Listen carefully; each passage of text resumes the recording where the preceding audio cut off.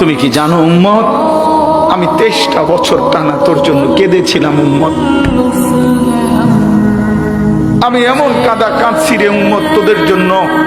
এশার নামাজের পরে দাঁড়াইছি, ফজরের আজান পর্যন্ত আমি আমার মালিকের কাছে তোদের জন্য, উম্মতের জন্য চোখের পানি ফেলে কাঁদছিলাম।